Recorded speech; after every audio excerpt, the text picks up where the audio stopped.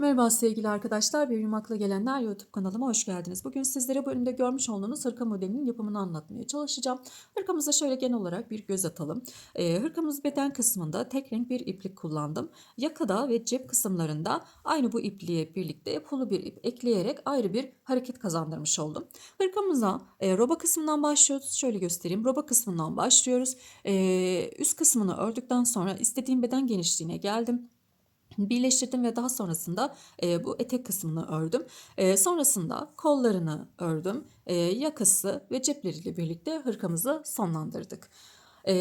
Hırkamda 12 24 yaş aralığı, yani 1-2 yaş aralığında rahatlıkla kullanılabilecek bir ölçü. Beden genişliğim 29 santim.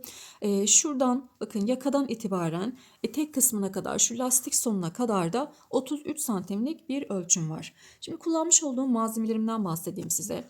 Nako Paris ip kullandım. Bu iplikten 2 yumak bitirdim. 3. yumaktan da çok az kullandım arkadaşlar.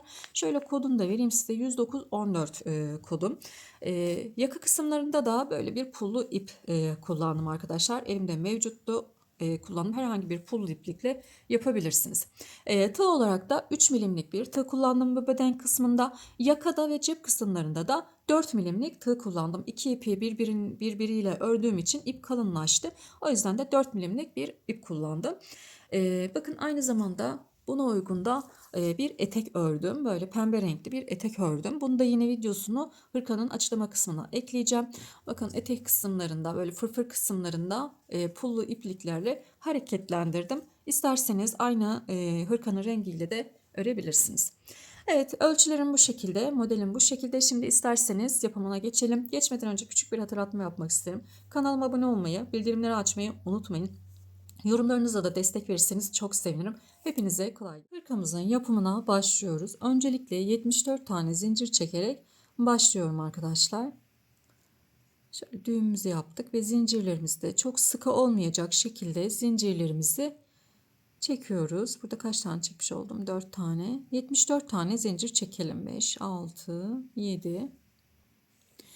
74 zincirimi çektim. Şimdi 74 zincirimin üzerine 3 tane daha zincir çekiyorum. Zincirlerim eksik gelmesin diye ipimi doluyorum. Burada 1, 2, 3, dördüncüye, bakın şöyle sayayım, 1, 2, 3 ve dördüncü zincirime bir tane trabzan yapıyorum. Burada 2 tane trabzanım olmuş oldu.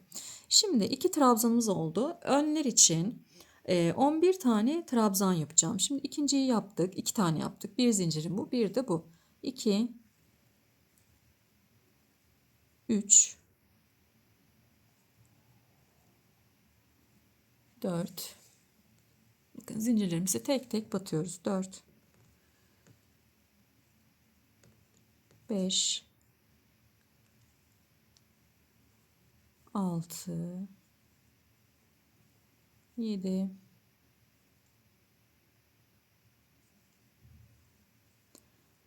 8, 9,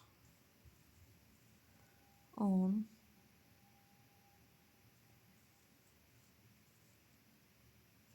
ve 11. 11 tane trabzanımı yaptım. Bir daha sayalım. 2, 4, 6, 8, 10, 11. 2 tane zincir çekiyorum. Hemen yanındaki trabzanıma, bakın, dibine değil, yandaki zincire, trabzan diyorum, zincire bir tane trabzan yapıyorum. Burada ayrım yerimizi belirlemiş olduk. Şimdi bunu da sayarak kollar için 14 tane trabzan yapacağım. Bunu da sayıyorum. 1, 2, 3, 4, 5, 6, 7, 8, 9, 10, 11, 12, 13, 14. 14 tane trabzanımı yaptım. 2 zincir çekiyorum ve dibine değil, bakın, dip kısmını değil, hemen yandaki zincirime bir tane trabzan yapıyorum. Şimdi bunu da sayarak arkası için 22 tane trabzan yapacağım. 1, 2, 3, 4, 5, 6,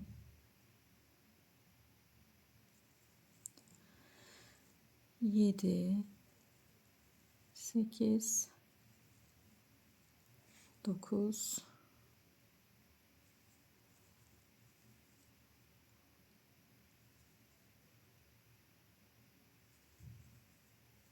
11, 12, 13, 14, 15, 16, 17, 18, 19,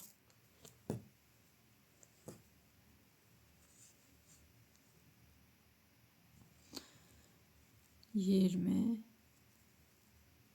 21, 22. 2 zincir çekiyorum.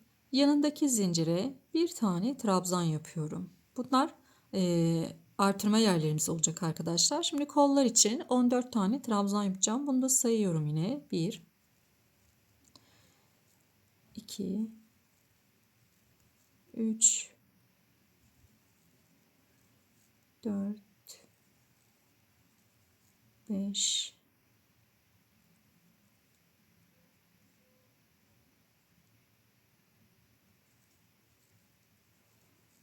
6, 7,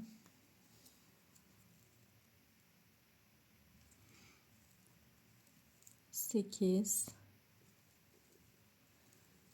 9, 10, 11, 12, 13, 14. Yine 2 zincir çekiyorum. Yanındaki zincirime bir tane trabzan yapıyorum. Ve bunu da sayarak 11 tane trabzanım olacak ön için. 1, 2, 3, 4, 5,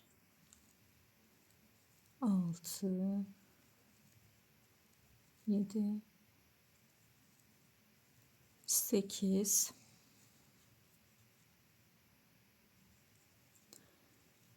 9, 10, 11. 11 tane trabzanımı yaptım. Burada birkaç tane zincir kaldı arkadaşlar. Hiç önemli değil. Bunu kesebiliriz buradan. Sökülmeyecektir. Az gelmesin, çok gelsin. Çünkü bu ip sökülmeye hiç gelmeyen bir ip. Sökemeyiz. O yüzden buradaki zincirimizin fazla olması hiç önemli değil. Onu sonrasında zaten yok edebiliriz. Örgünüzü örerken de yanlış yapmamaya çalışın. Dediğim gibi eğer bu ipi kullanıyorsanız yani bu ip çok zor sökülüyor arkadaşlar. Bunu da söyleyeyim. Şimdi döndürüyorum. Bir tane zincir çekiyorum. Şöyle bakın hemen dip kısmına şuradan bakın dip kısmına bir tane trabzan yapıyorum ve burada bir tane trabzanım olmuş oldu. Bu bir trabzan. Şimdi şuradaki 2 tane zincir çekmiş olduğumuz yer var. Buraya kadar trabzanlarımızın her birine trabzan batarak ilerliyorum arkadaşlar.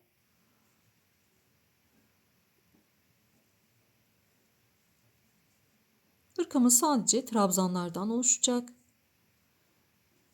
Ama ip gerçekten çok güzel bir ip. Böyle örerken bile yağ gibi kayıp gidiyor. Ve görüntüsü de o kadar güzel. Ben bu ara bu ipe sarmış durumdayım. Sürekli bununla bir şeyler örmek istiyorum arkadaşlar. Evet, şimdi her bir trabzanıma bir kere olacak şekilde trabzanlar yaparak artırma yerine kadar geliyorum. Geldim. Şimdi burada artırma yerimiz, bakın boşluk. Burada ne yapmıştık? İlk sırada bir trabzan, iki zincir, bir trabzan şeklindeydi. Burada da şimdi öncelikle iki tane trabzan yapıyorum. Buraya bir trabzanımı yaptım. İkinci trabzanımı yapıyorum. İki tane zincir çekiyorum. Aynı noktaya tekrar iki tane trabzan yapıyorum arkadaşlar. Bir, iki. İki trabzan. İpimi doladım. Ve devam ediyorum. Bakın devam ediyorum. Nereye kadar? Diğer artırma yerine kadar. Her bir trabzanıma yine bir tane trabzan olacak şekilde devam ediyoruz.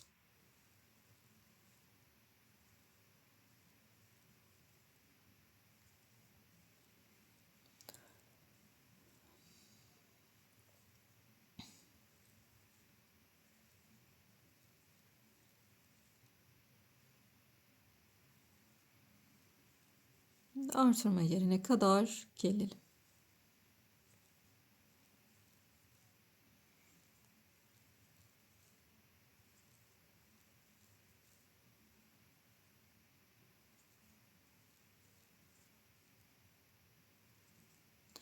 Evet, artırma yerine geldim. Bakın yine burada iki tane trabzan yapıyorum.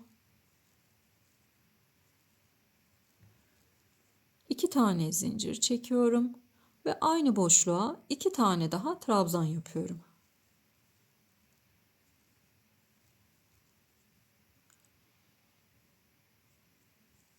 Evet, şimdi yine her bir trabzanıma bir tane trabzan olacak şekilde devam ediyoruz arkadaşlar örgümüze.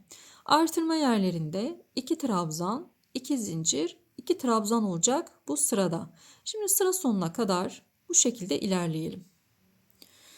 Evet, ikinci sıramızı ördük, döndürüyorum. Üçüncü sıramızda devam edeceğiz. Bir tane zincir çektim. Hemen şöyle bakın, yine dip kısmına, şuraya, dip kısmına trabzanımı yapıyorum. Devam ediyoruz. Yine her bir ilmeğimize bir kere olacak şekilde trabzanlarımızı yapıyoruz arkadaşlar, yuvaya kadar.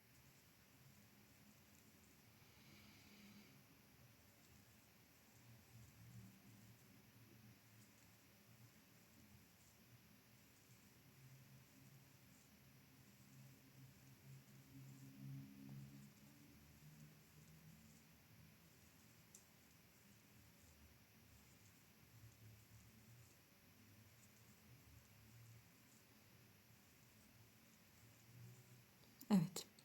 Şimdi ipimi doluyorum. Bakın yuvamın içerisine geldim. Alt kısımda 2 trabzan, 2 zincir ve 2 trabzan yapmıştık. Birinci sırada da 1 trabzan, 2 zincir, 1 trabzan şeklindeydi. İkinci sıra 2 trabzan, 2 zincir, 2 trabzan şeklinde. Üçüncü sırada 1 trabzan, 2 zincir ve 1 trabzan. Yani her sırada bunu değiştiriyoruz arkadaşlar. Bir sıra bir trabzan, iki zincir, bir trabzan. Diğer bir sırada iki trabzan, iki zincir, iki trabzan şeklinde yapacağız. Şimdi burada üçüncü sıramızda bir trabzan, iki zincir, bir trabzan yaptık. Ve devam ediyorum diğer yuvaya kadar.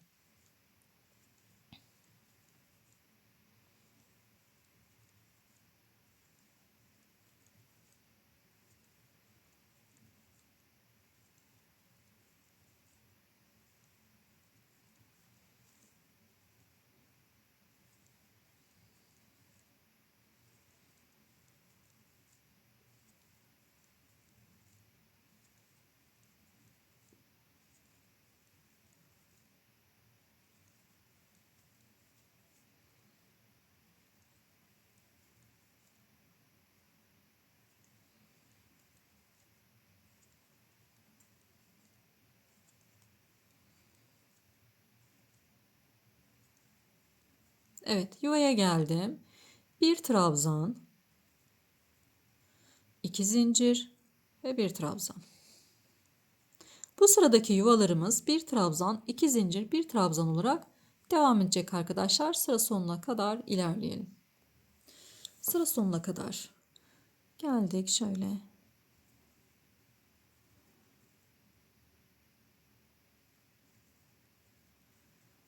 Döndürüyorum.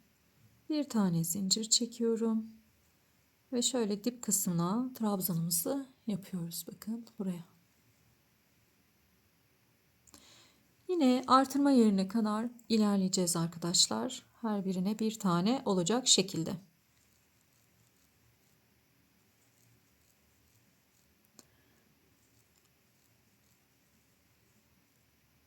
Dördüncü sıradayım şu anda.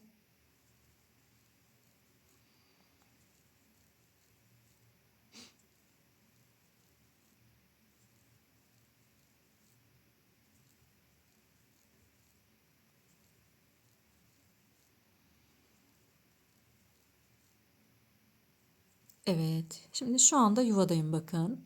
Şimdi ne yaptık? Altta bir trabzan, iki zincir, bir trabzan yapmıştık. Burada da iki trabzan,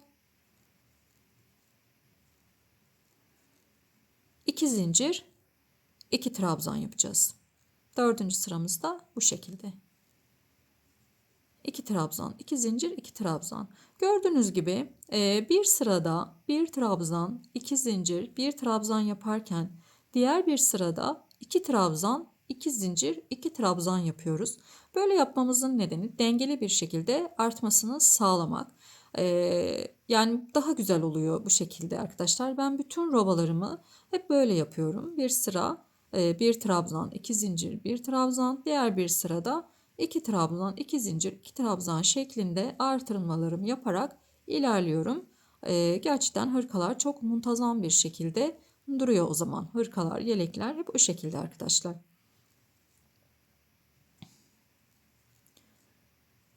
Evet, şimdi diğer yuvayı da yine sizlerle paylaşayım. Evet, oraya kadar geldim. Burada da yine 2 tane trabzan yapacağım. 2 trabzan.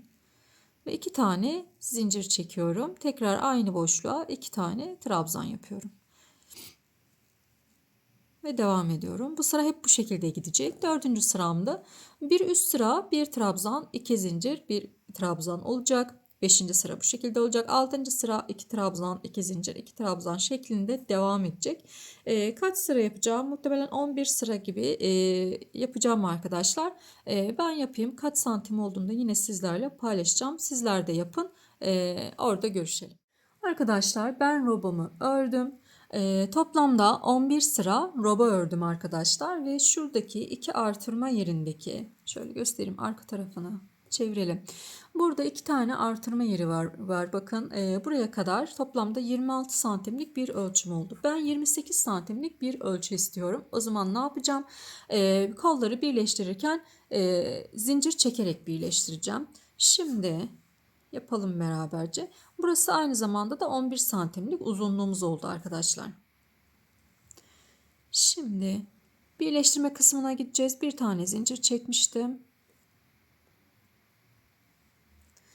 Yakınlaştırdım yine. Şöyle bir zincirimizi çekmiş miyim? Çektim. Hemen dibine trabzanımızı yapıyoruz. Artırma yerine kadar bütün trabzanlara birer kere trabzan yaparak ilerliyorum arkadaşlar. Artırma yerine kadar.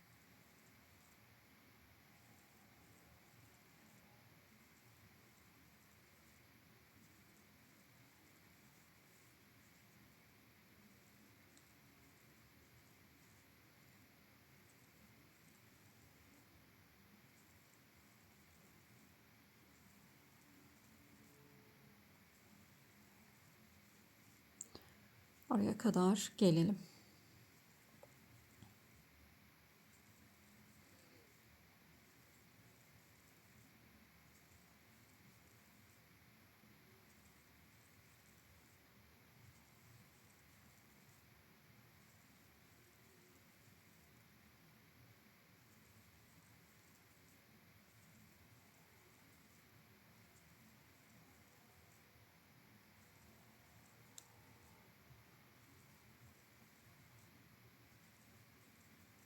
Evet. Şimdi yuvama geldim. Bakın artırma yerine geldim. Buraya bir tane trabzan yapıyorum. Ve bir tane de zincir çekiyorum. Benim için bir tane zincir yeterli. Eğer sizin için yani 28-29 santim yapacaksanız 2 zincir çekin. Ama 3 taneden fazla zincir çekmeyin arkadaşlar. Eğer hani eliniz sıkı bu ölçüye ulaşamazsanız muhtemelen bu baştaki zincirleri artırmanız gerekecektir. O yüzden şöyle bir tane zincirimi çektim ve burada hemen diğer yuvaya, bakın buradaki yuvaya bir tane trabzan yapıyorum. Buraya da trabzan yapmıştık. Yine buraya da trabzan yaparak birleşimimizi sağlıyoruz ve devam ediyorum buradan öteye doğru diğer artırma yerine kadar ilerleyeceğim.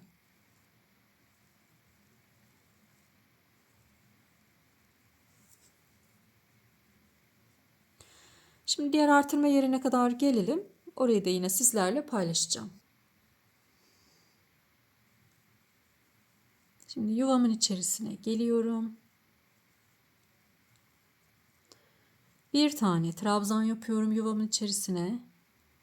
Bir tane zincir çekiyorum. Diğer tarafta bir tane çekmiştik.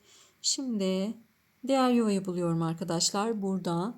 Buranın da içerisine bir tane trabzan yapıyorum. Evet ve devam ediyorum. Bakın yuvanın içerisine daha batmıyorum.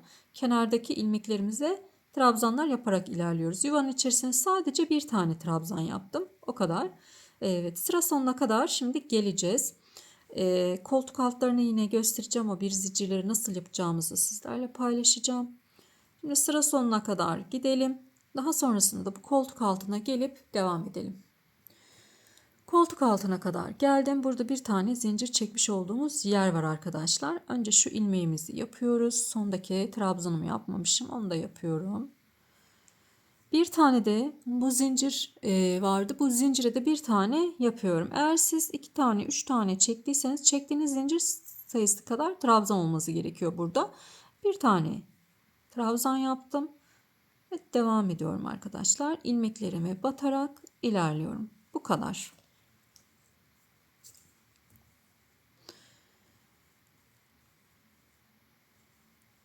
Şimdi diğer tarafa kadar örerek gelelim.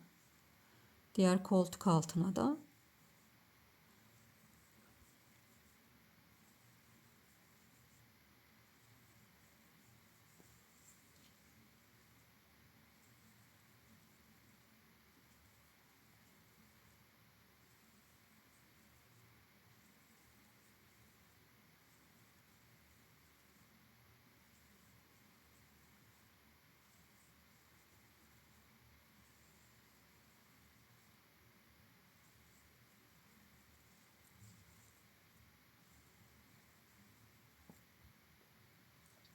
Koltuk altına geldim. Buradaki bir tane zincirime de geldim.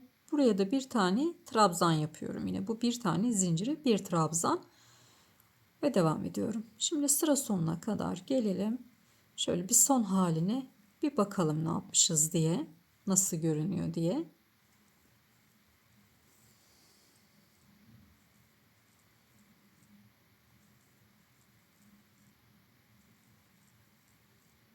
Bu iple yanlış yapmamaya çalışın arkadaşlar. Oldukça zor sökülen bir ip çünkü.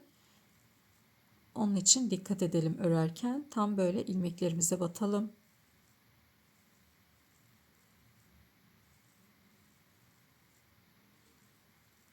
İpiniz ziyan olmasın, o yüzden dikkat edelim. Eğer bu iple örüyorsanız.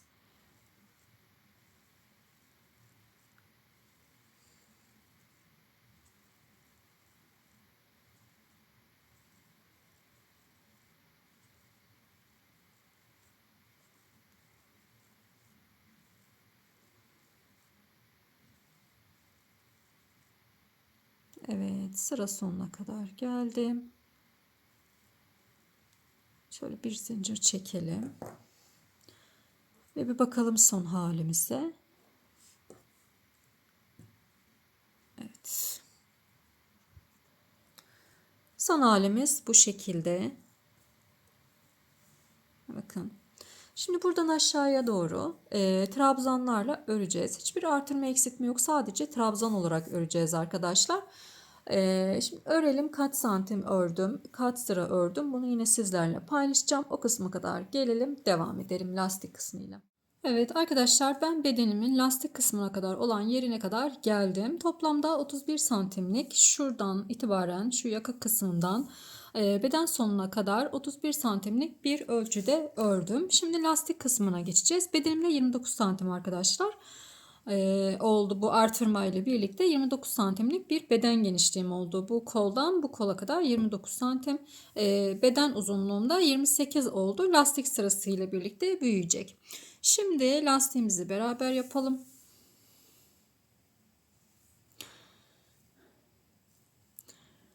Evet. Şimdi döndürüyorum.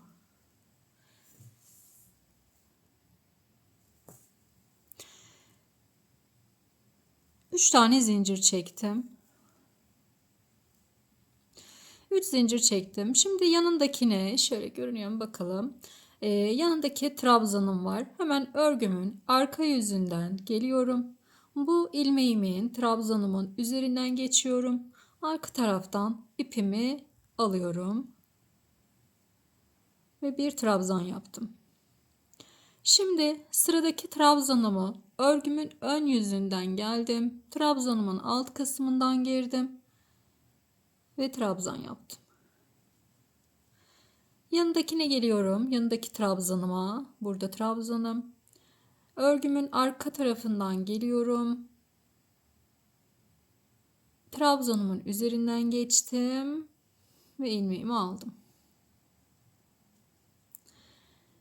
Yanındakine geldim. İlmeğimin örgümün ön yüzünden ilmeğimin altından girdim. Trabzanımı yaptım. Yanındakinin bakın yanında örgümün arka tarafından öne doğru geliyorum. Üzerinden geçtim ve burada da trabzanımı yaptım. Bir ön lastik, bir arka lastik olacak şekilde ilk sıramızı tamamlıyoruz. Bu şekilde. Evet, şimdi sıra sonuna kadar gelelim arkadaşlar.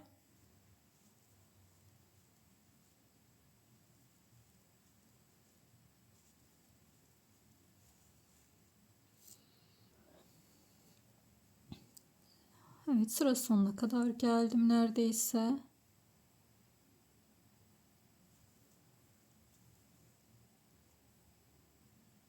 Ve sondaki ilmeğimi de aldım. Şimdi döndürüyorum. 3 tane zincir çekiyorum burada. Şimdi bakıyorum arkadaşlar. En sondaki bakın şöyle baktığımız zaman ön çıkıntılarımız var. Bakın şöyle bakalım. Bunlar önde.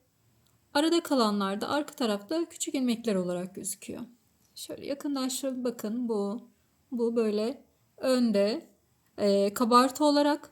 Bir de bunların iki arasındaki şöyle bakın ilmeğimiz arka tarafta kabartı olarak. Şimdi ne yapıyorum? Öndekileri önden alıyorum. Yine aynı şekilde böyle. Bakın bu şekilde önden alıyorum. İlmeğimin altından giriyorum. Trabzanımı yapıyorum. Yanındaki küçük ilmek olarak arka tarafta gözüküyor. Bunu da örgümün arka tarafından öne doğru geldim. Üzerinden geçtim ve trabzan yaptım. Bu kabartı olarak duruyor. Kabartımızı önden alıyoruz.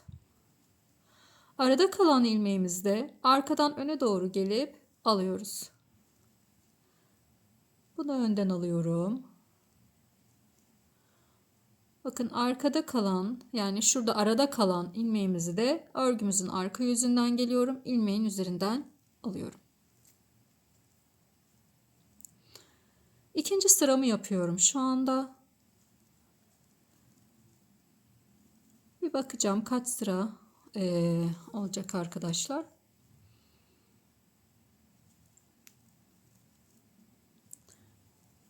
Şöyle sıra başına kadar bir gelelim.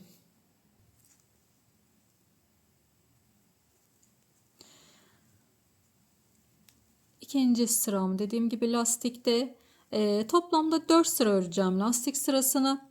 Şimdi isterseniz bir 4 sıra örelim. Sonrasında da örgümüzün hırkamızın ön patlarıyla devam edelim. Evet lastiğimizi tamamladım. Şöyle 4 sıra kadar bir lastik yaptım arkadaşlar. Lastik kısmımızın genişliği ne kadar oldu bir bakalım. 3 santimlik bir genişliğim oldu. Şimdi bakın örgümün şöyle kapatayım. İki kenarı bu şekilde. Bakın iki kenarı bu şekilde. Ben bu taraftayım. Eğer sizin ipiniz burada kaldıysa isterseniz bir sıra daha yapın, buraya gelin. İsterseniz de ipinizi burada kesin, buradan takın. Çünkü buradan eğer yukarıya doğru ön patını yaparsanız yaka kısmına gideceğiz. Yaka kısmı ters olur. Bunu istemiyoruz. O yüzden burada düz taraftan yukarıya doğru gitmemiz gerekiyor. Onun için ya isterseniz bir sıra daha lastik yaparak bu köşeye gelin, bu kısma, veya ipinizi burada kesin, buraya gelin.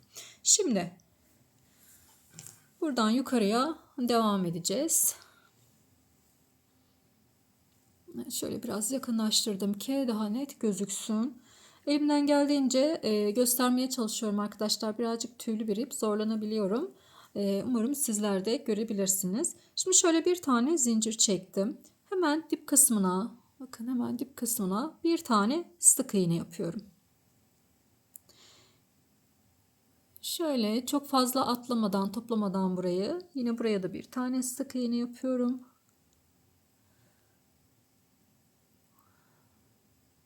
Şöyle sık iğne. Sık iğnelerinizi sayın. Bu tarafta kaç tane ise diğer tarafta da yine o kadar olması gerekiyor. Şöyle yanındakine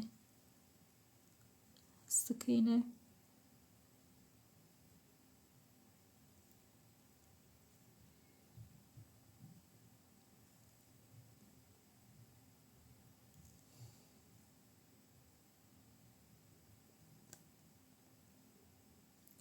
Şöyle boşlukları değil de ilmekleri batacağız ki boşluklar, çok fazla bir boşluk oluşmasın o kısımlarda.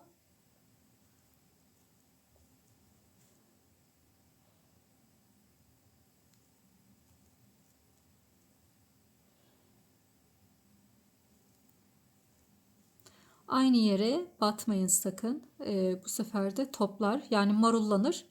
Böyle bir görüntü de istemiyoruz arkadaşlar. Şu trabzanları, bakın trabzanları yarıyorum.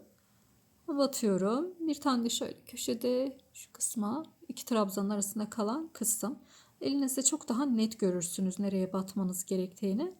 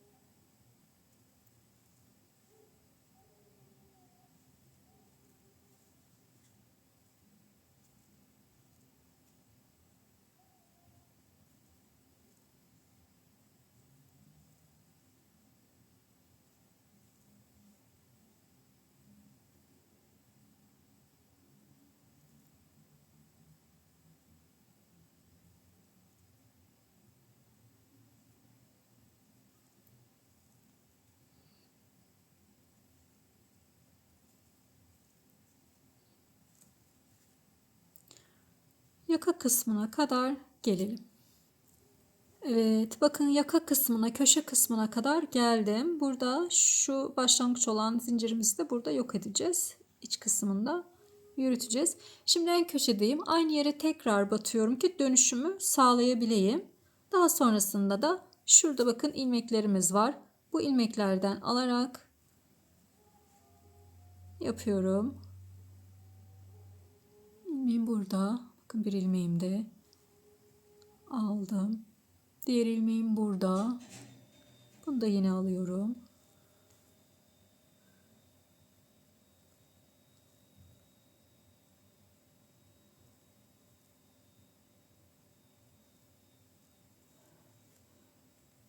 İlmeğimiz burada. Buradaki tüm ilmeklere birer kere sık iğne yaparak diğer köşeye kadar geleceğim arkadaşlar.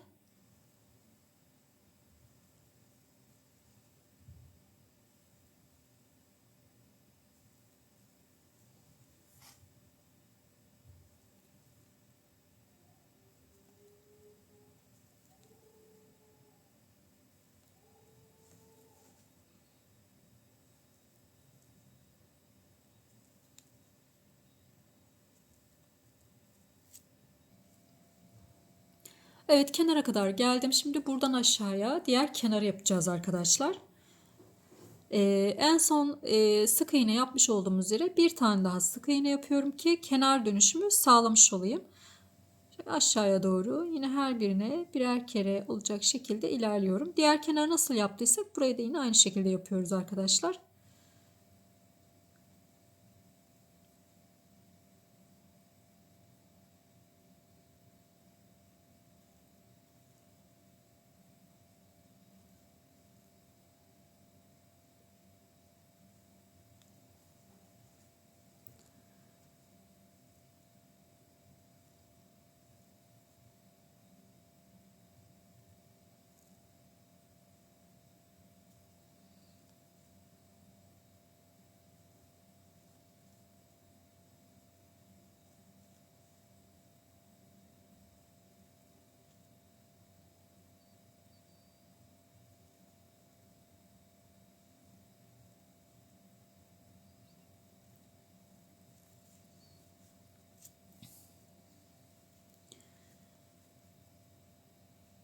Evet, bakın her birine şöyle trabzanları da yarıyoruz.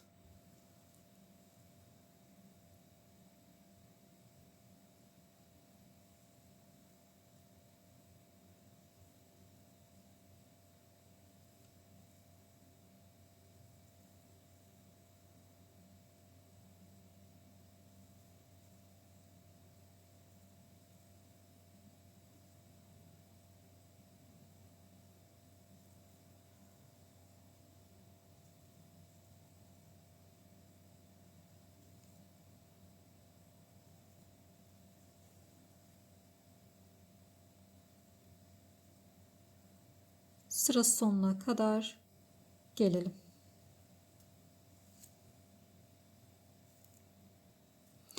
Sıra sonundayım. Döndürüyorum. Bir tane zincir çektim. Şimdi bu yapmış olduğumuz sık iğnelere birer tane sık iğne yaparak ilerleyeceğim. Ve başa kadar geleceğim arkadaşlar. Her bir sık iğneme bir tane sık iğne olacak şekilde batıyoruz. Başa kadar geleceğim.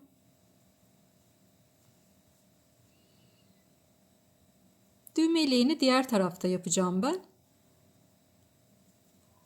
O yüzden burada ilik yapmıyorum. O kısımda size nasıl ilik açacağız onu da paylaşacağım arkadaşlar. Evet, yine başa kadar gelelim. Yine yakaya kadar geldim. Döndürüyorum. Bir tane zincir çekiyorum. Ve döndüm. Aşağıya doğru iniyorum. Burası toplamda 3 sıra olmuş olacak. 3 sırada bitiriyoruz. Aşağıya kadar geldiğimde, tam dip kısma kadar geldiğimde buradan ipimi keseceğim arkadaşlar. Diğer tarafa geçeceğiz. Diğer tarafında düğme iliklerinin önce yerlerini belirlememiz gerekiyor, işaretlememiz gerekiyor. Çünkü her iki düğme arası aynı eşit mesafede olması gerekiyor. Ona dikkat etmeliyiz. Eşitlik böyle baktığınız zaman eşit olsun, düzensiz olmasın diye hırkamız güzel gözüksün. O yüzden şimdi sıra sonuna kadar gelelim. Düğme iliklerimizin yerlerini de belirleyelim. Sonra o kısma da devam edelim. Evet, şimdi diğer tarafa geçtim. Bakın şöyle işaretleyiciler taktım. Şöyle daha geniş açıyla göstereyim. İşaretleyicilerimi taktım. İlk başta şu üstteki düğme yerimi belirledim. Daha sonrasında aralarda 16 tane sık iğne olacak şekilde ayarlamış oldum arkadaşlar. Eğer sizin için açıksa bu genişlik birazcık daha dar yapabilirsiniz. Yani 12-13 sık iğne de bir yapabilirsiniz.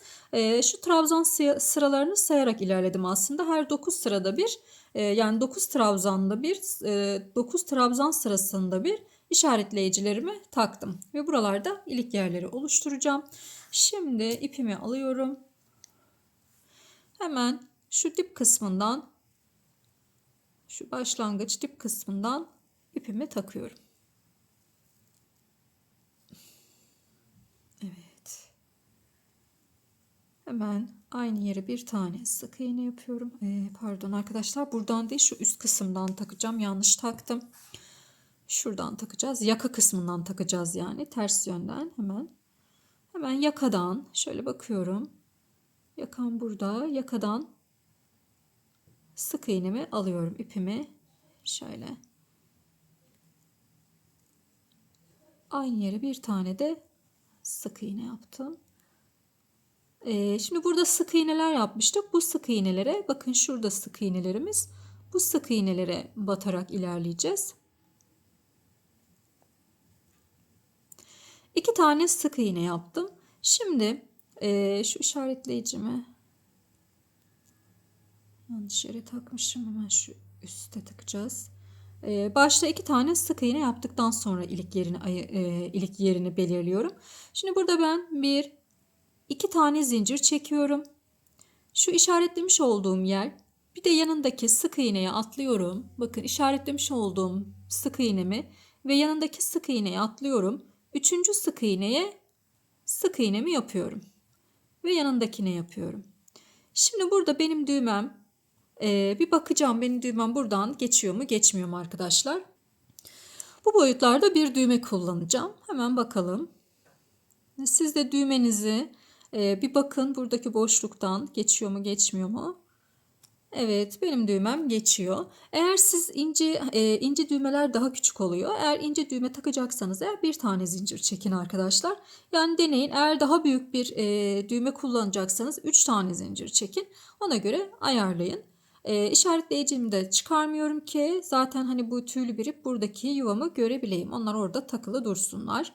Ve devam ediyorum sık iğnelerime.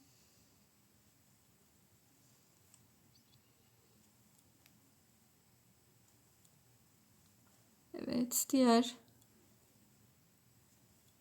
işaretleyicimin olduğu yere kadar geliyorum.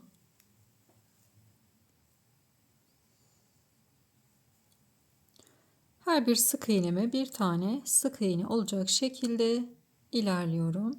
Evet, bakın işaretleyicim burada. Çıkardım onu, yanlışlıkla takalım tekrar. Şöyle. Evet. Şimdi işaretleyicim burada. Ne yapıyorum? 2 tane zincir çekiyorum. Zincirlerinizi çok sıkı çekmeyin. Bu işaretleyicimi atlıyorum. Bir de yanındaki sık iğnemi atlıyorum. Ve 3. sık iğnemi sık iğne ile bağlıyorum. Yine devam ediyoruz. Yani düğmelikler için 2 zincir çekip 2 sık iğne atlıyorum arkadaşlar.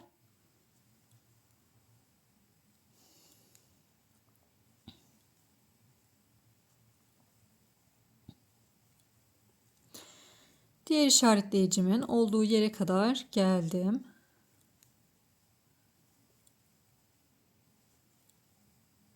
Yine 2 tane zincir çekiyorum. Bu işaretleyicimin olduğu yeri ve yanındaki sık iğneyi atlıyorum. 3. sık iğneme bağlıyorum. Diğer işaretleyicimin olduğu yere kadar ilerliyorum.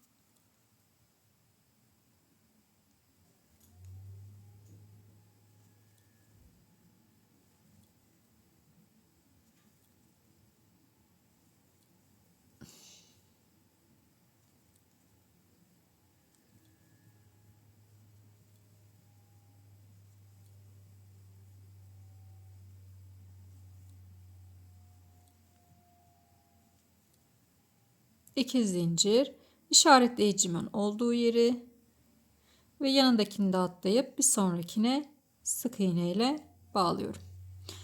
Evet, şimdi yine sık iğnelerimizle devam ediyoruz. Bir zincir çektim, döndürüyorum. Yine sık iğnelerle devam ediyorum. Bakın, bu ilik için ayırmış olduğumuz yere bakalım. İlik için ayırmış olduğumuz yere geldik arkadaşlar. Burada 2 tane sık iğne atlamış olduğumuz için bu boşluğa 2 tane sık iğne yapıyorum tekrar. 2 tane sık iğne yaptım. Devam ediyorum şimdi. Yine her birine bir kere sık iğne olarak yaparak. Evet. Diğer boşluğumuza kadar gelelim.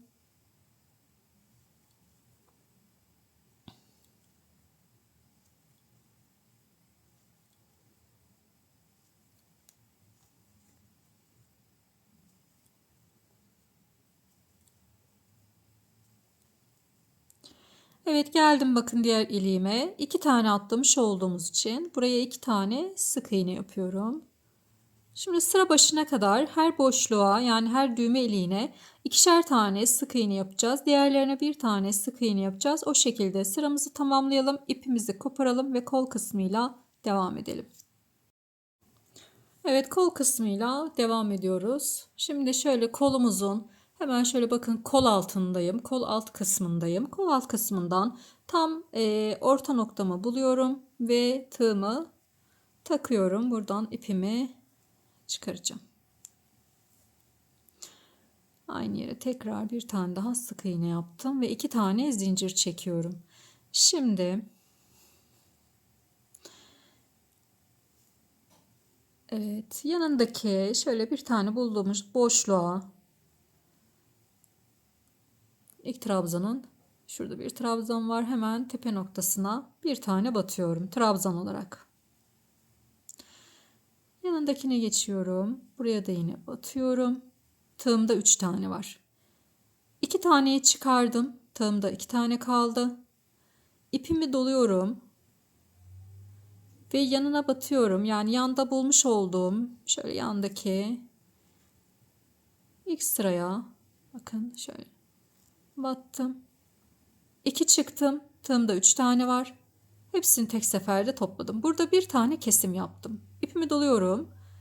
Şimdi her bir ilmeğime, trabzanıma bir tane trabzan yaparak sıra sonunda 3 tane kalana kadar geleceğim arkadaşlar.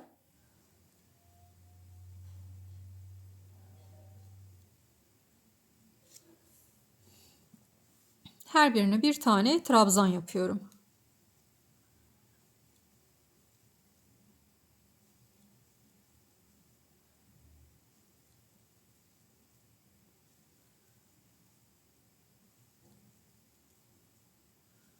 Kol altında 3 tane kalana kadar ilerleyelim, o kısma kadar gelelim.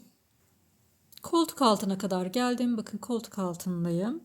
Şimdi burada ilk ilmeğimi batıyorum. Tığıma ipi doladım. Batıyorum sıradakine. 2 çıkardım. Tığımda 2 tane var.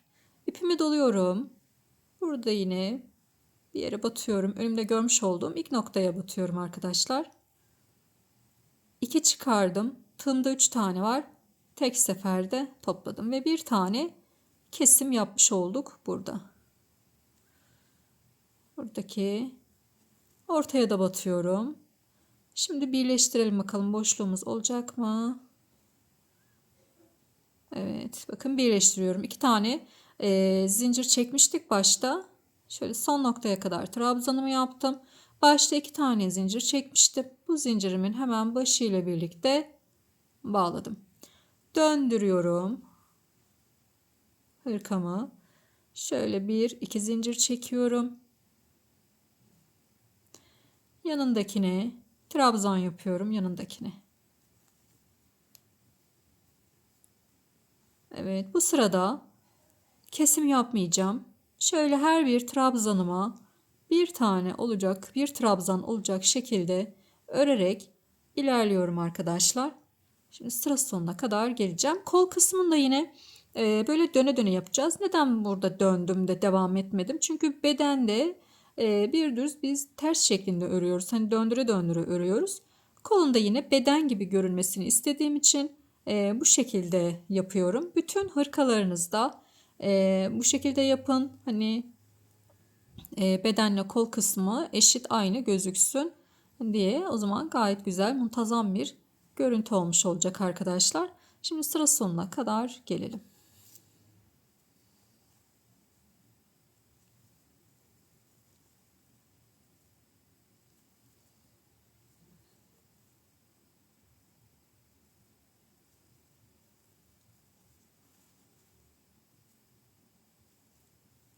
Sıra sonuna kadar geldim. Burada 2 tane zincir çekmiştim. Onunla birlikte birleşimimi yapıyorum arkadaşlar. Şimdi tekrar yine döndürüyorum. Örneğimin düz yüzüne geldim. Kesimden sonraki birinci sıramızı yaptık. Şimdi kesimden sonraki ikinci sıramızı yapıyoruz. Yine 2 tane zincir çekiyorum.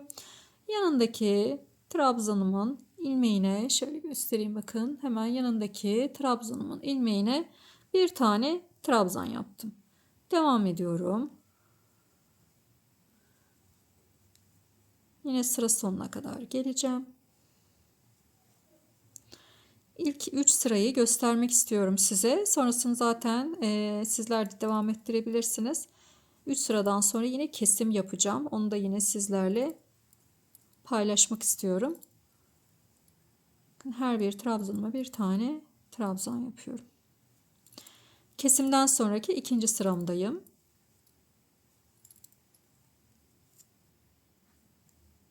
Yine sıra sonuna geldim. Ve burada yine bakın 2 tane zincir çekmiştim. Bununla birleştiriyorum. Bakın bu zincirimizin dibine batmıyoruz. Çünkü bu bir trabzan olarak sayıyoruz bunu. O yüzden bunun dibine batmıyoruz. Batarsak eğer artırma yapmış oluruz. O yüzden bu zincirimle birlikte birleştiriyorum. İkinci sıramızda yaptık. Kesimden sonraki ikinci sıramızda yaptık. Şimdi döndürüyorum tekrar. 2 tane zincir çekiyorum. Eğer eliniz sıkıysa arkadaşlar 3 tane zincir çekin. 2 zincir çektim. Dibine değil yanındakine batıyorum. Burada da yine eksiltme yapmıyorum. 3. sıramdayım. Bunu da yine örelim.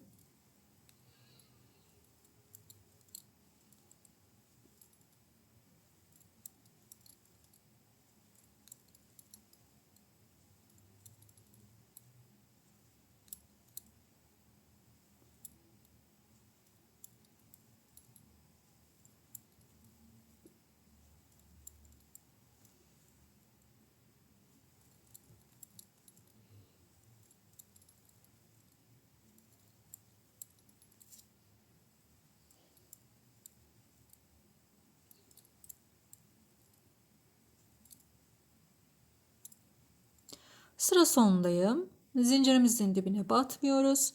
Direkt zincirimle birlikte birleştireceğim. Bakın 2 tane zincir çekmiştim. Bunun hemen şu tepe noktasıyla birleşimimizi sağlıyoruz. 3 sıra örmüş oldum kesimden sonra. Şimdi bu sırada eksiltme yapacağız. Her 3 sırada bir eksiltme yapacağız. 3 sıra öreceğiz. 4. sıraya başlarken eksiltme yapacağız. Şimdi 2 tane zincir çekiyorum. Yanına, bakın dibine değil, şöyle dibine değil, yanındaki ilmeğime bir tane trabzan yapıyorum. İpimi doluyorum. Yanındakine bir tane batıyorum. İpimi çektim. 2 tane çıktım. Tığımda 2 tane var. İpimi doladım. Yanındakine tekrar batıyorum. 2 çıkardım. Tığımda 3 tane var. Hepsini tek seferde topladım. Şimdi sonda 3 tane kalana kadar, 3 trabzan kalana kadar kesim yapmadan her bir trabzanıma bir trabzan olacak şekilde örerek gelelim.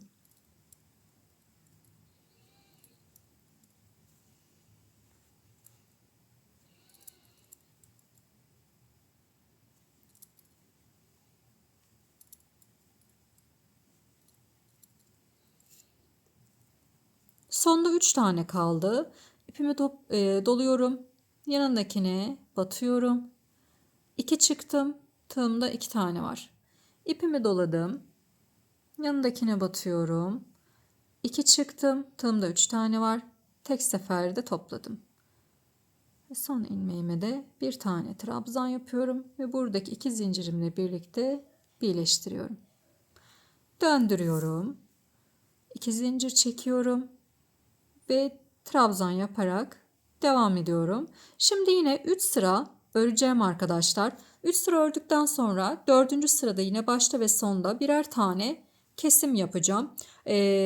Bunu kolu ne kadar öreceğiz? Onu da yine sizlerle paylaşayım. Şimdi bedeni kaç sıra yaptıysak. Bakıyorum ben bedeni kaç sıra yapmışım. Benim bedenim 29 sıra. Tam şu yakadan itibaren, yakadan başlamış olduğum yerden itibaren lastik yerine kadar, yani şu lastiğe kadar 29 sıra örmüşüm. Şimdi kolu da yine aynı şekilde 29 sıra, bu kolu da yine aynı şekilde 29 sıra öreceğim. 3 sıra öreceğim. 4. sırada kesim yapacağım. 3 sıra öreceğim. 4. sırada kesim yapacağım. Bu gösterdiğim şekilde öreceğiz 29 sıra. Daha sonrasında da lastik kısmına geçeceğiz. Lastik kısmında belki eksiltmeler yapabilirim. O kısma kadar gelelim. Bu kısmı beraber yapacağız. Şimdi örelim. Kolda lastik kısmına kadar geldim. Şimdi bu lastik kısmında eksiltmelerimiz olacak. Bunu da nasıl yapacağız onu da paylaşacağım. Şimdi 2 tane zincir çektim. Şimdi öncelikle yanındaki trabzanıma şöyle bakın, alttan örgümün ön yüzünden alttan giriyorum, ilmeğimin altından trabzan yapıyorum. Yanındaki ilmeğime örgümün arka yüzünden geliyorum öne doğru. Bunu aldım. Trabzanımı yaptım. Beden sonundaki lastikle aynı arkadaşlar. Şimdi yanındakini örgümün arka yüzünden geldim. Yine yanındakini de örgümün ön yüzünden trabzan yaptım. Bakıyorum kaç tane ördüm. 2, 4, 5 tane örmüşüm. Devam ediyorum. 7 tane olacaklar. İpimi doluyorum yine. Örgümün arka yüzünden öne doğru geldim. 6 ve bir tane daha yapıyorum. 7. Şimdi ipimi doluyorum. Arka lastik yapacağız. Yani örgümüzün arka yüzünden öne doğru gelip ilmeğimizin üzerinden geçiyorduk. Burada 2 ilmeğimizin üzerinden geçeceğiz. Bakın bir bunun, şurada 1, 2. 2 ilmeğimizin üzerinden geçiyorum. Bakın tığımı. Diğer taraftan ipimi aldım. Ve 2, 2 çıkardım. Bir tane eksiltme yaptık burada. Şimdi yine örgümün ön yüzünden ilmeğimin altından aldım. 1, 2, 3, 4, 5, 6, 7. Şimdi arka lastik. Her zaman eksiltmelerimizi arka lastikte, yani örgümüzün arka yüzünden tığımızı öne doğru getirdiğimiz kısımdan yapmamız gerekiyor ki arka tarafta bu ilmeklerimiz belli olmasın. Şimdi ipimi doluyorum. Örgümün arka yüzünden öne doğru geldim. Burada 2 tane trabzanım var. Bu 2 trabzanımın üzerinden geçiyorum. İpimi aldım ve trabzanımı yaptım. Devam ediyoruz.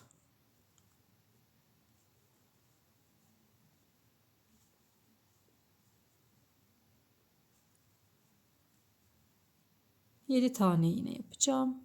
5,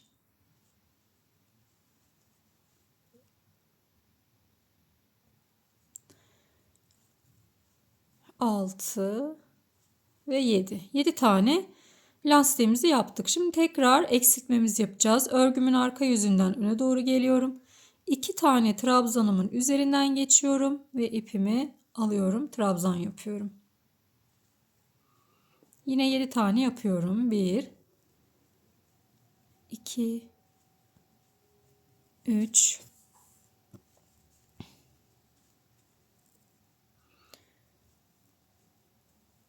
4, 5, 6, 7. Tekrar eksiltme yapıyorum. Evet, sona geldim zaten.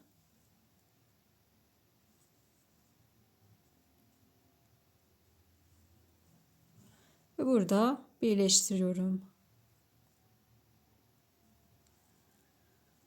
Zincir çekmiştik. Onunla birleştiriyoruz arkadaşlar. Evet. Şimdi bir tane zincir çekiyorum. Şimdi bakın, baktığımız zaman önde kabartı şeklinde duranlar var. Bu kabartı şeklinde duranları yine ön lastik olarak alıyorum. Arka tarafta kalan küçük ilmeklerimizi de yine örgümüzün arka yüzünden alıyoruz. Ön kabartılarımızı önden, arkadaki küçük ilmeklerimizi de örgümüzün arka yüzünden alıyoruz.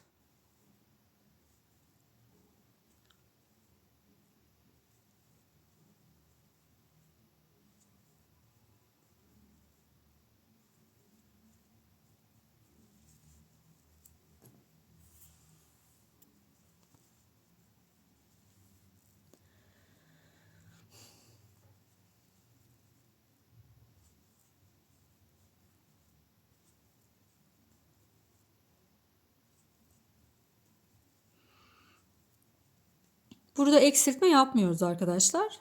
Örüyoruz sadece. Eksiltmeyi ilk sırada yapıyoruz. Ondan sonrasında eksiltme yok. Bu şekilde 4 sıra olana kadar öreceğiz. Bedeni de yine 4 sıra örmüştüm. Sizler bedeni kaç sıra ördüyseniz o kadar örmeniz gerekiyor. Ben 4 sıra ördüm. 4 sıra gideceğim. Şu an ikinci sırama gidiyorum. Buradan sonra bir 2 sıra daha gidip gelelim. Evet, kollarımızı da tamamladık. Hırkamız genel itibariyle bitti sayılır. Sadece yakamız ve cep kısmımız kaldı. Şimdi yakayla devam edeceğiz. Yaka için iki ipin birleşimini yapacağım. Şöyle bakın.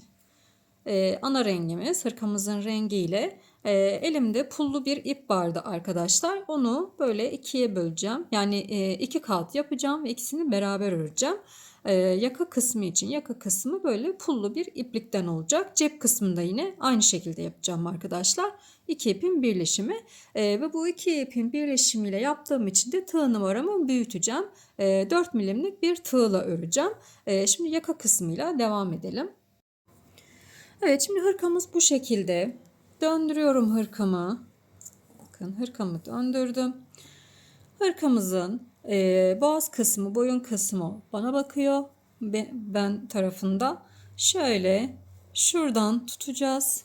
Ve bu taraftan böyle öreceğiz. Çünkü yaka kısmı bu tarafa yayık olacağı için, yani eğik olacağı için buradan örmemiz gerekiyor ki düz kısım olsun arkadaşlar. Şimdi buradan ilmeğimizi alacağız. Şöyle yine yakınlaştırdım. Bakın kenardaki şurası kenar. Burada 3 sıra kenarımız var. Bunun hemen dibindeki 1 2 3. Yani şöyle baktığımız zaman şuradan birinci arkadaşlar. 1 2 ve 3 sıra örmüştük. Birincisinin şöyle arka ilmeğinden, bakın ilmeklerimiz bu şekilde normalde batmamız gerekir. O şekilde değil de şöyle tuttuğunuz zaman bakın hemen arka ilmeğinden buradan takacağım.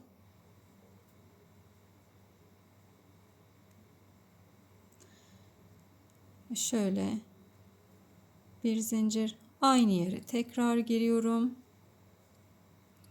ve bir zincir çektim. Tekrar bir iki zincir çekiyorum ve devam edeceğim örgüme. Bakın hep arka kanatlarından alacağız. Şöyle ince bir tığla size göstereyim. Bakın arka kanadı, arka kanadı. İlk sırayı bu şekilde yapacağız. Dediğim gibi iki ipi birleştirdim ve iki ipi örüyorum.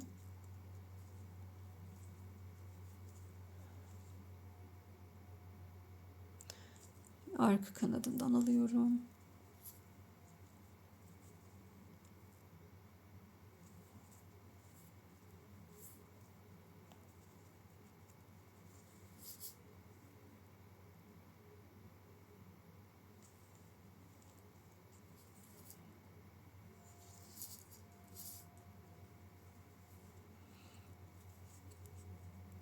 İki, dört, beş tane. 5 şu baştaki zincirimle birlikte 5 tane trabzanım oldu. Hep arka kanatlarından alıyoruz arkadaşlar.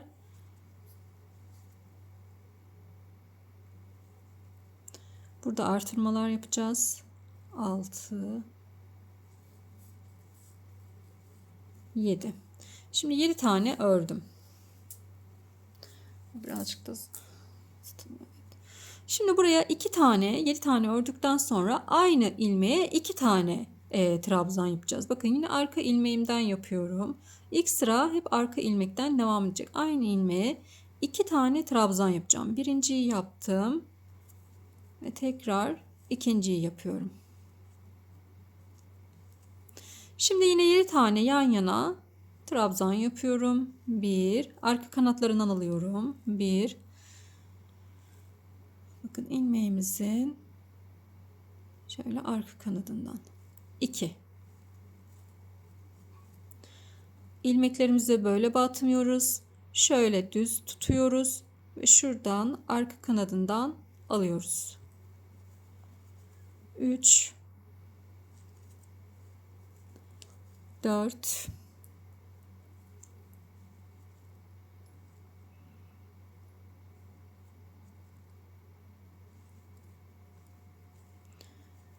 5, 6, 7.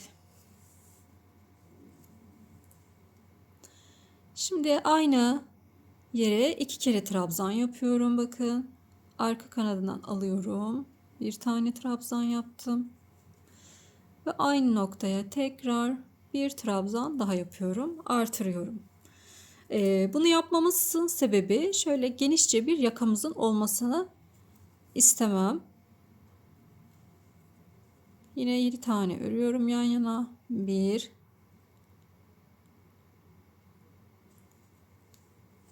2, ip karışınca, hele yünlü olunca birazcık zor oluyor arkadaşlar.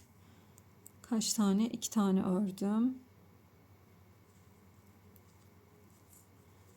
3, 4, 5,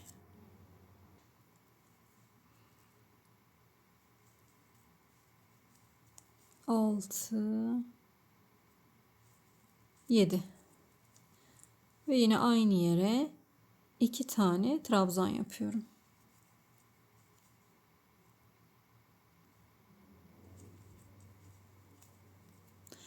Evet, her 7 tane bir artırarak diğer yakaya kadar, buraya kadar gelelim arkadaşlar. Şimdi ilk başlarken buradaki üçüncüden başlamıştık. Burada yine bitirirken üçüncünün arka kanadına batıyoruz. Yani ilk şu kenardaki kenar patımız 3 sıraydı. Şuradan geriye doğru sayıyorum. 1, 2 ve 3. sıranın hemen üstünde bitiriyorum. Şimdi döndürüyorum. 3 tane zincir çekelim. 1, 2, hatta 3 zincir çekmeyelim. Bir tane çekiyorum. Bir zincir çektim. Dibine, bakın hemen dip kısmına bir tane trabzan yapıyorum. Burada bir tane trabzanım olmuş oldu. Devam ediyorum. Her bir ilmeğe, şimdi arka kanatlarına batmıyoruz. Her bir ilmeğe bir tane trabzan yapıyorum arkadaşlar. Her bir ilmeğe bir tane trabzan yapıyorum. Artırma yapmayacağım. Artırmayı böylelikle bitirmiş oluyorum bu sırada. Yani artırmayı ilk sırada yapıyoruz. Sonraki sıralarda hiçbir şekilde artırma olmayacak. Böyle her bir ilmeğime bir tane trabzan olacak şekilde öreceğim arkadaşlar.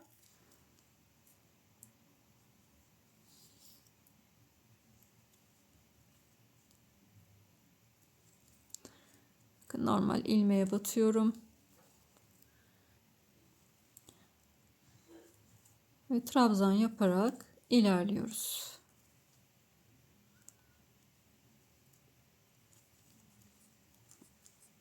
Böyle birazcık bu pullu iple örerken zorlanabilirsiniz. Ben biraz hani böyle masa üstünde ördüğüm için ipler aynı anda gelmiyor. O yüzden birazcık zorlanıyorum ama rahat bir yerde bu kadar zorlanmazsınız. Evet, her bir ilmeğime bir tane trabzan yapacağım. Sıra sonuna kadar geleceğim arkadaşlar. Aynı işlemleri devam ettireceğim. Dediğim gibi hiçbir artırma yapmayacağım. Bakın şu şekilde gözüküyor. Hiçbir artırma olmayacak. Kaç sıra öreceğim? Ben bir öreyim arkadaşlar. Kaç sıra olmuş? Sonra sizinle hem santim hem de sıra sayısını paylaşırım. Şimdi bakın geleceğiz sıra sonuna kadar yine buraya. Bir zincir çekeceğiz. Yine dibine batacağız. Orada bir trabzan oluşturmuş olacağız ve tekrar devam edeceğiz. Bu şekilde. Şimdi bakalım kaç sıra öreceğim. Ben öreyim, sizler de örün. Bu yaka kısmının son haliyle gelin. Arkadaşlar ben yakayı tamamladım. Toplamda 7 sıra yaka ördüm. Şöyle ölçüsünü vereyim size. Tam başlamış olduğum noktadan şöyle çekeyim. Şuradan başlamıştık. Bakın belli oluyor. Buradan hemen ölçüsünü vereyim size. Evet, 9 santimlik bir ölçüm var. Ve toplamda 7 sıra ördüm. Evet. Evet, genişliği benim için uygun. Eğer birazcık daha işte uzun örmek istiyorsanız bir sıra daha ekleyebilirsiniz.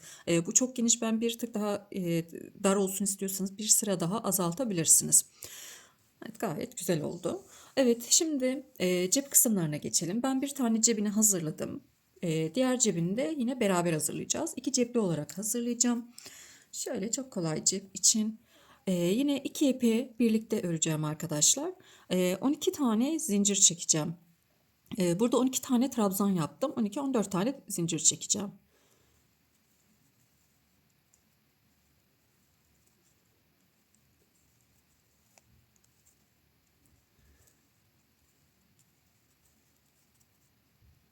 Evet. Şimdi 14 zincir çektik. İsterseniz bir tane daha fazladan çekin. Eğer buradaki zincirleriniz etmezse sökmek zor oluyor arkadaşlar. Şimdi 1, 2 ve üçüncüye şöyle bir tane trabzan yapalım. Bunun üzerine her bir zincirime bakın. Her bir zincirime bir tane trabzan olacak şekilde sonuna kadar geleceğim. Bu baştaki zincirimi de sayacağım ve 12 tane trabzanım olacak burada benim.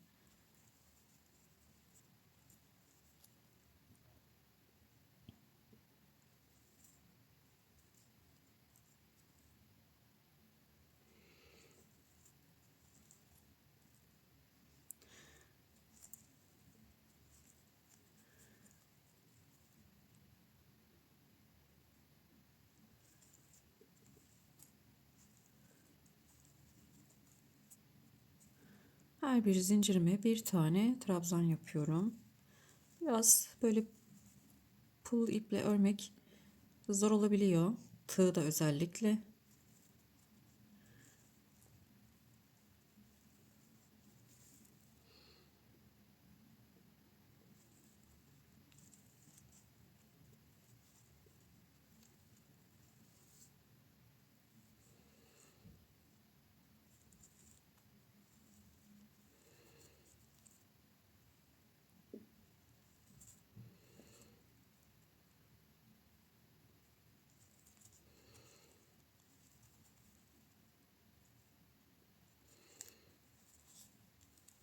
Evet, 12 tane yapmış olmam lazım. Bir sayalım. 2, 4, 6, 8, 10 ve 12. Evet, 12 tane trabzanımı yaptım. Şimdi döndürüyorum. Bir tane zincir çektim.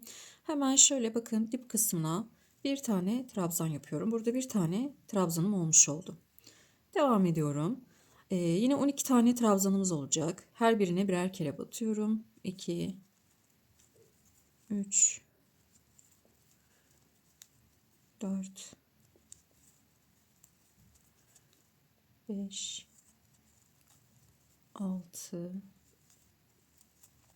7, 8, 9, 10, 11, 12. Evet, yine döndürdüm. Bir tane zincir çektim. Dibine trabzan yapıyorum. Ve yine 12 tane trabzan yapacağız. 2 sıra ördüm arkadaşlar. Toplamda 4 sıra olacak. 4 sıra örüp gelelim. Evet, cep kısmımızı tamamladık. Şöyle bakın. Şu cepin ölçüsünü de yine vereyim size. Kaç santim olmuş? 5 santim arkadaşlar. Cebimizin ölçüsü de 5 santim. Şimdi bakıyorum, buradaki cebimizi diktiğimiz aynı hizada bunu da dikmemiz gerekiyor. Şöyle 1, 2, 3. sıradan başlamışız dikmeye. 1, 2, 3. sıradan başlamışız. Yani 2 tane 1, 2 boşluğumuz var. 2 trabzan sırası. Şöyle göstereyim. 1, 2 trabzan sırası. Bakın. 1, 2 trabzan sırası atlıyorum lastikten sonra. Burada da yine aynı. 1, 2 trabzan sırası atlıyorum ve bu şekilde dikeceğim onu buradan. Kaymasın diye isterseniz bir şeyle, bir iğneyle falan sabitleyebilirsiniz. Şöyle ben hatta sabitleyeyim, görün. Şimdi şöyle sabitleyelim. Hırkayla birlikte kaymasın diye. tane de bu tarafına sabitleyelim. Evet. Şimdi burayı dikeceğiz. Bu kısımdan başlıyorum. Aşağıya doğru geleceğim. Şimdi şöyle öncelikle hırkamızın arka tarafından. Şimdi bakayım bir aynı hizada mı? Aynı hizada olması da önemli. Burada evet aynı hizada. Şöyle arkadan öne doğru. Bakın inen bu. Arkadan öne doğru geldim. Evet. Şimdi bakın şöyle tutuyorum. Bir tane hırkadan alıyorum. Bir hırkadan alıyorum. Daha sonra cebimizin ilmeğinden çıkıyorum. Evet sanki boncuğa pula denk geldim burada. Evet. Pullara da gelmemeye dikkat edin. İğne geçmiyor çünkü. Şimdi bakın bu taraftayım. Hırkadan alıyorum. Bir ilmek hırkadan alıyorum. Bir tane de cepten alıyorum ve çıkıyorum. Bir tane hırkadan alıyorum. Bir tane de cepten alıyorum. Ve çekiyorum.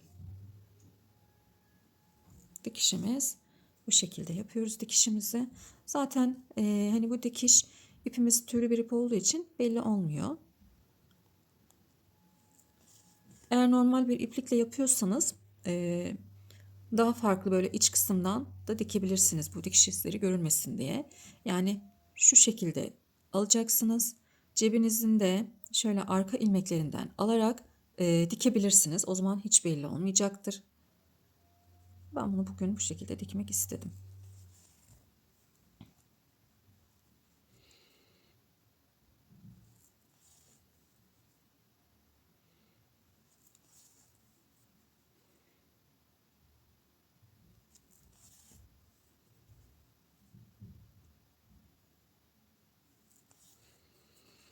Evet, bir sırasını diktik.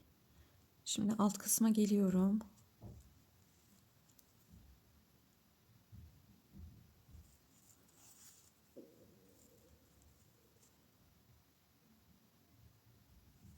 İki iğneyi de çıkardım.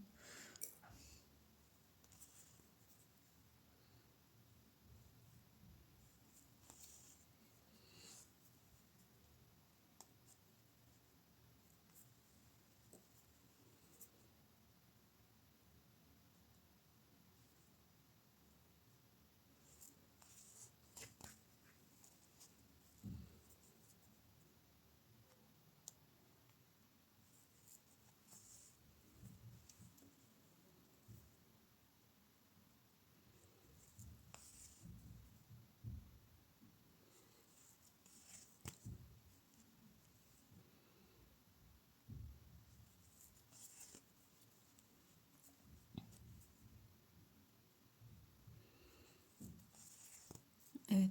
Şimdi burayı bir de burayı da dikelim. Bu az kısmı açık kalacak. Bitirdikten sonra gelelim. Arkadaşlar tamamladım. Hırkam bitti. Gerçekten böyle cepleriyle de ayrı bir hava katmış oldu. Ben çok beğendim. Örerken de çok keyif alarak ördüğüm bir model oldu. Bu yıl zaten böyle pullu ipler çok moda. Hırkalarda, yeleklerde, eteklerde her yerde kullanılıyor bu pullu ipler. Ben de böyle hırkamda değişiklik olsun diye böyle farklı bir model olsun. Hepinizin hoşuna gitsin diye bu şekilde bir çalışma yapmak istedim. İnşallah sizler de beğenmişsinizdir. Eğer beğendiyseniz kanalıma abone olmayı, bildirimleri açmayı unutmayın. Aynı zamanda daha fazla kişiye ulaşabilmem için yorumlarınızla da destek olursanız çok sevinirim. Yapacak olan herkese kolay gelsin. Hepinize sağlıklı günler dilerim.